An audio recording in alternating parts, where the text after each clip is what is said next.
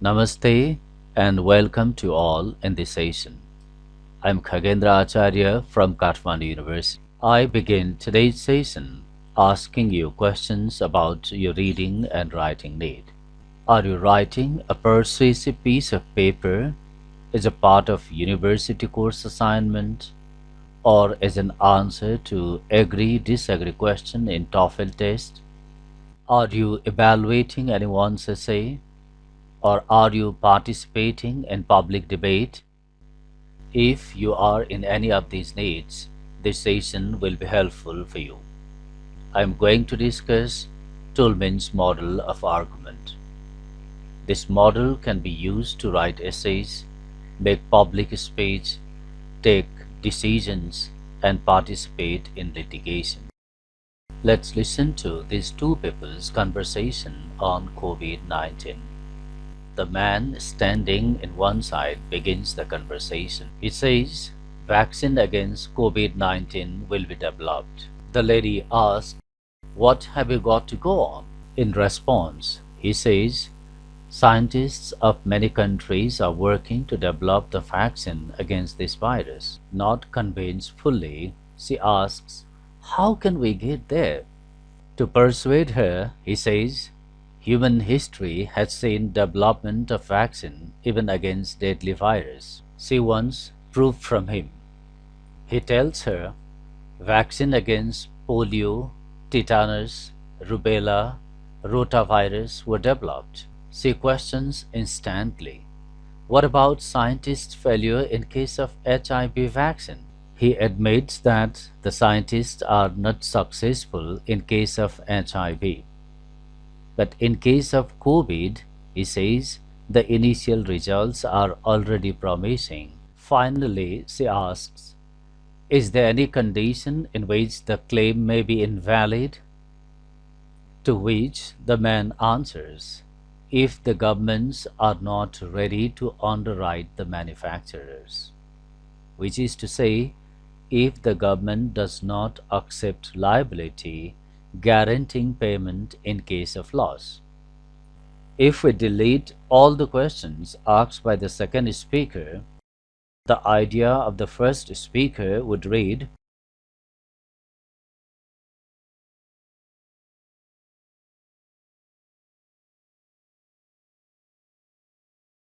you can pause here if you like to read the entire paragraph.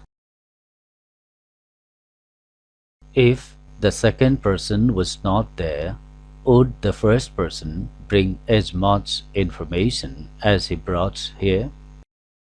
Please keep this question in mind till the end of this session. Back to the same COVID-19 argument, it has claim, ground, warrant, backing, rebuttal, and qualifier. These are the terms I borrowed from Stephen Toulmin's model of argument. Let's try to understand these terms. Claim refers to a statement that we want to justify. The claim can be universal or conditional. There are four types of claims. Designative, like today's weather is hot. Definitive, like any day with more than 40 degrees Celsius is a hot day. Evaluative, such as I like hot days. Advocative, like local governments should give vacation on hot days. Ground refers to the evidences that we present to support our claim. Grounds can be materials of fact like historical or contemporary events, or statistical data or survey reports. Opinions can also work as ground. Warrants are the assumptions or propositions that link the ground to the claim. They are generally ideas in abstraction. Another component, backing, refers to additional support to the warrant. Backings are field specific. Rebuttal is an acknowledgement of opposing valid views. They can be acknowledged as concession or refutation. In concession, we state that different view carries merit, whereas in refutation, we mention that different view does not have strength. Final component is a qualifier, the circumstances in which the claim may not be true. Such circumstances can be stated using possibly, probably, some, among others. If this theoretical discussion failed to clarify the concepts, I try to clarify these terms with reference to an advertisement. The advertisement are fair and lovely. The advertisement holds an opinion that those who do not have fair complexion do not look beautiful. So they should buy fair and lovely cream. An underlying assumption that connects these two statements is female want to look beautiful and the commercial products contribute to that. As a support to this assumption, they may say the female who have put it found 15% weekly increase in the fairness of their skin. Keeping in mind the possible objection, they will say the female with darker skin will find their skin glowing and shiny. To limit the scope of the claim, they may say to get the desired result, the cream should be used for 3 months. Not only in making advertisements, but also in creating arguments and analyzing others' writing, Toulmin model can be used.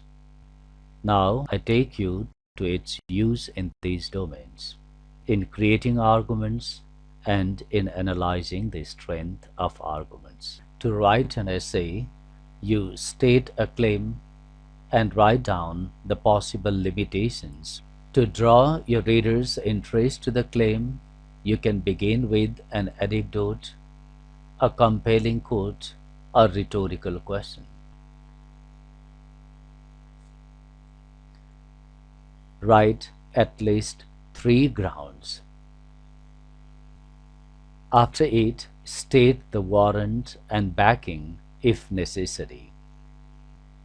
Imagining the possible objection to your claim, write your response. Finally, draw a conclusion. You have an essay. I am showing you an abridged version of Bertrand Russell's essay, Keeping Errors at Bay. It comprises components of Toulmin's model of argument. Please figure out which elements are here and which not. You can pause here if you want to read till the end. To use Toulmin's model to analyze argument, identify the claim and find where it is located. How often is the claim restated? What is the scope of the claim, whether the qualifier is used? And if the exceptions are stated, the objections are answered. The presence of rebuttal is an indicator of the strength of argument. Then identify the grounds and examine how many grounds are presented. What is the nature of the grounds? Next to it, identify the warrant and examine its universal acceptability, its relevance, and its relation with the claim and the ground. You have information for analysis. Now start writing. Questions might arise regarding this argument's relation with other forms of arguments. I discussed this argument in relation to traditional form of argument.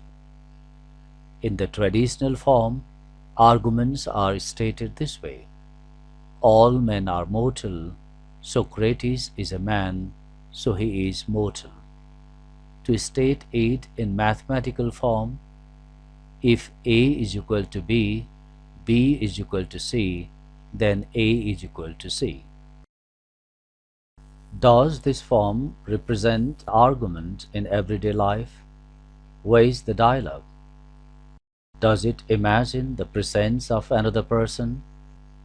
Even scientific findings are dialogic. Which model to use in everyday life? You decide. Thank you for listening to me. Namaste till the next session.